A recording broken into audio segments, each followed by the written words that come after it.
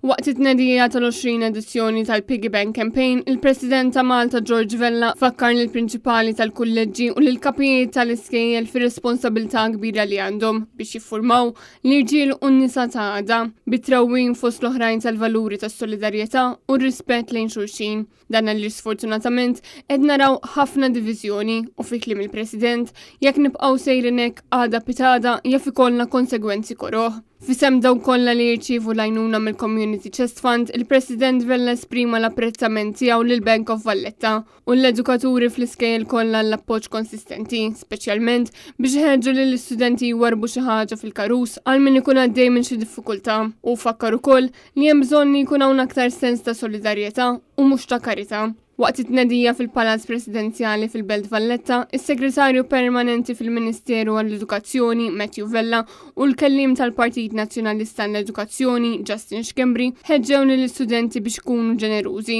u jarfu li qed jagħmlu ġest altruistiku kbir li jgħin lil min għaddej minn xi diffikultajiet. Intant fil-ġimgħat li ġejjin mart il-President Miriam Vella li kienet preżenti għat-tnedija mistennija żżur xi skejjel u personalment tħeġġeġ l-itfal biex ikunu parti minn din il-kampanja.